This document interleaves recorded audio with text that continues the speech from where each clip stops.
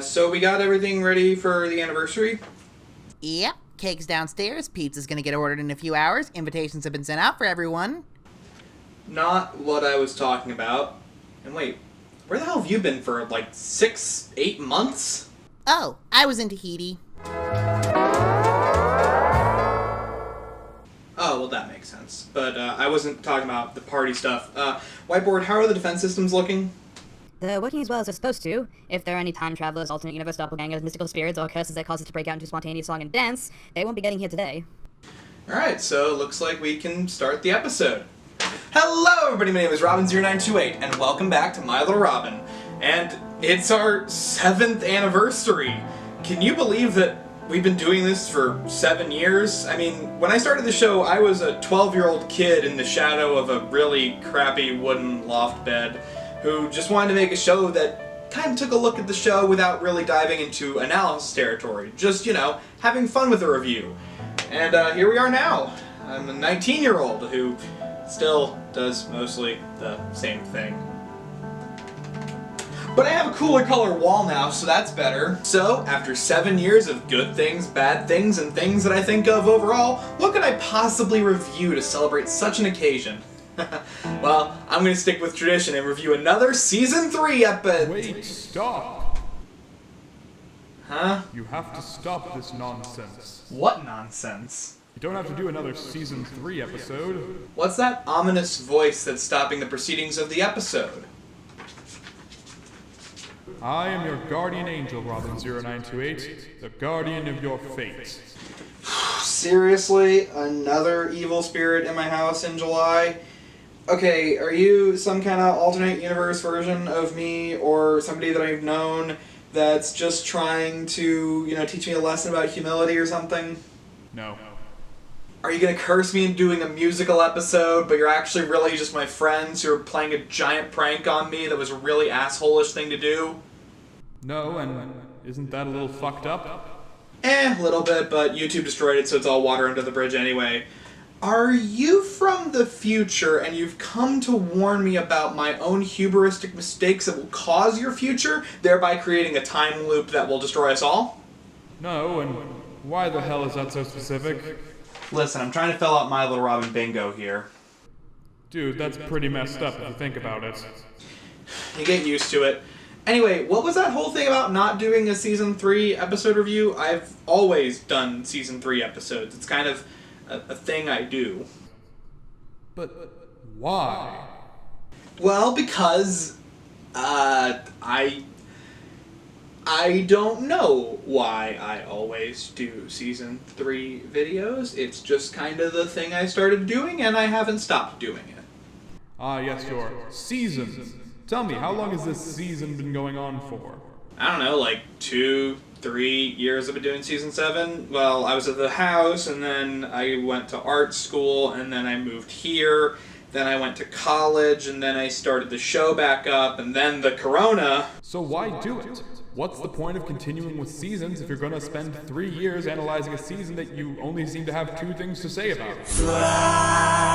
That's my review of Daring Done. It's a good episode, it's got some flaws, but overall I think it's one that you should absolutely watch.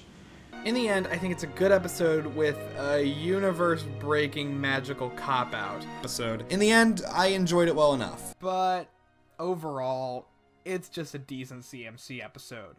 As it stands, I think it's okay, but not one to look at for a long while.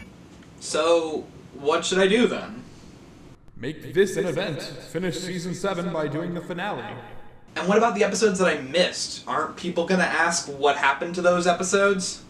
Don't you know who I actually am? I am the physical manifestation of the 3 people who actually care about the internal continuity of this web series. Oh, so I'm in there? No. Oh, that's disappointing. So I should just end the season, do the finale, and move on with my life, and I don't have to have a storyline explanation as to why I'm doing that? That's what I'm telling you. Do something that makes you happy. Happy. Happy. Happy. Okay. Do something I like. Alright. Well, Then my name is Robin0928, and on the 7th anniversary of My Little Robin, we're going to be taking a look at Shadow Play, Parts 1 and 2. So, here we go. The finale of Season 7 and the fulfillment of the arc that this season was going for. I say arc with a question mark because it's kind of confusing whether or not this season was going for a hard arc like Season 4 or just winging it in the last 2 episodes like Season 3. I think that it's kind of an interesting soft arc, trying to tie together multiple interconnected stories from the season into a cohesive whole, but it doesn't pull it off especially well. The fact that the literal legends from Equestria's past are in this Justice League of Equestria as historical figures that we know are real, like Starswirl the Bearded live in the same time as the guy who had a super cool shield that one time, and that feels a little weird to me. Speaking of Starswirl, I do love his look and voice. For a character that we had never seen but had heard so much about, it was actually pretty interesting to finally see and hear this character come to life in a way that was unexpected. Mostly because he's a douchebag. On the positives, I love this unexpected nature of making this grand historical character into this egotistical asshat. It's something that you wouldn't have seen coming before from this franchise. I'll be honest, the first time I saw this episode, I thought they would reveal Starswirl as the villain for the episode because, well, we've seen these kind of twists play out in MLP before. It was kind of surprising to see a character who was just an asshole, not a villain. The new characters in this episode are all pretty interesting. I mean, most of them have pretty much no characterization before this episode, and some of them have, like, nothing to them aside from one-word descriptions about their basic personality that could be derived from their design. But aside from that, I think that these characters are pretty interesting analogs for the main 6 while also having their own unique dynamic. It was kind of interesting to have Stygian feel almost like an analog to Starlight Glimmer. He's a pretty interesting character, and I enjoyed seeing a redemption arc handled by Starlight. Speaking of Starlight, this really is her episode to shine. Her transformation from the villain of Season 5 to being the hero of this finale. Her arc has become one of the most fascinating villain redemption arcs that the show has ever tried. It wasn't some hackneyed, simple, bad guy to good guy arc within only a few episodes, and then just making sporadic appearances with specific characters. I actually like Discord as a good guy, but when it comes to redemption arcs, nothing can beat the 3 seasons from introduction to redemption than actually being the hero of a season. It's one of the greatest arcs that the show has done, making this absolute unit of a villain who was remorseless and uncaring into somebody that could genuinely be seen as part of the main cast, a character that can sit along with the main 6.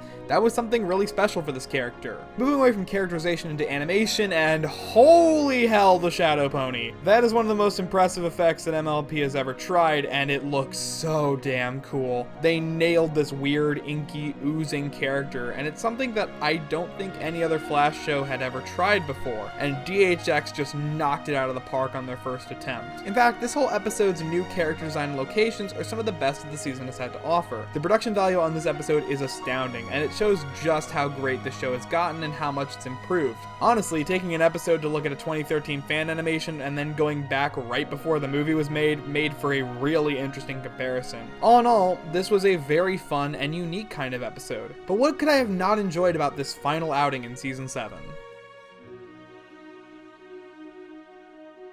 Well, despite how good this episode really is, I have some issues with the big reveals that this episode creates. Firstly, in a previous anniversary episode, I speculated that the unfinished Starlight Swell was just Celestia f***ing with Twilight's head as a test for Twilight to ascend to Alicornhood, that there was really no risk to the whole episode. But I guess that theory doesn't hold any water because it does seem that Starswirl created a spell to switch the elements of harmony around. Speaking of, there's now a generational thing of heroes, and I think it's kinda stupid. It takes a lot of the coincidence and chance meeting between friends and makes it more into a massive stroke of destiny, and I personally don't like that kind of storytelling trope, basically saying that the entire events of the series were destiny rather than coincidence coming together to form a friendship. Destiny storytelling is a lot less interesting for this show, and I'm glad that they subvert the trope a little bit and let the true hero be Starlight Glimmer. Furthermore, the pacing on this finale is atrocious, with the final conflict of this episode being regulated to the last 6 minutes of this 44-minute episode. I think there was enough story and conflict to have made this into a 3-parter, giving more breathing room to the fight between the main 6 and the pillars, as well as giving a real epilogue to set up the new status quo for Season 8 and beyond. The epilogue we get feels really quick and dirty, and then the episode just kinda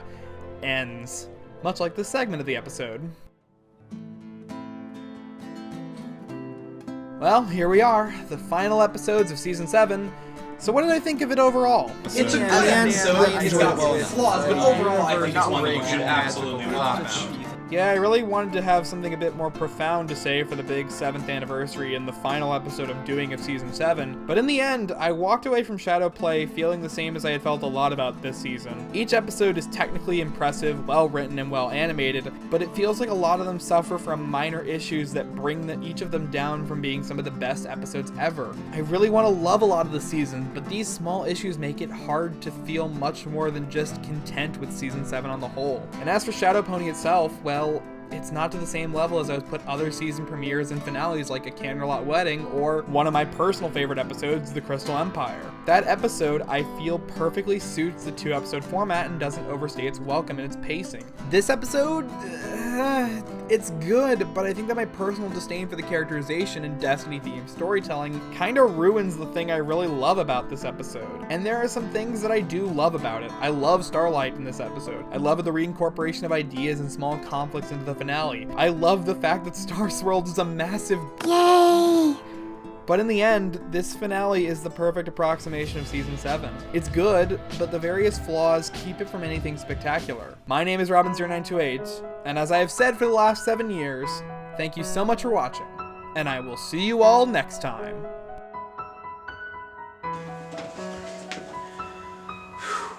Alright. There it is. I'm done with Season 7. So, what do you want to do now? You've been working on Season 7 episodes for, what, 3 years?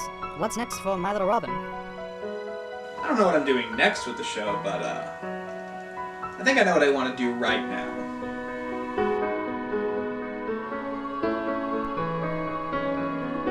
We've come such a long, long way, and you've watched me from that very first day.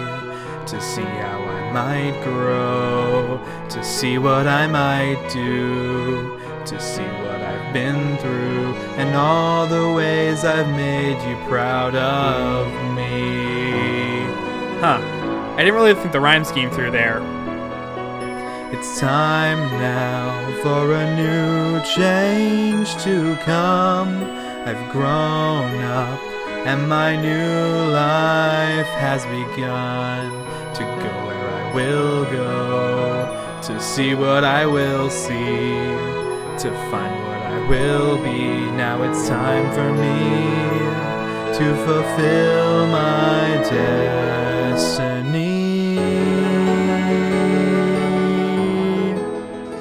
So, what does everyone want to watch?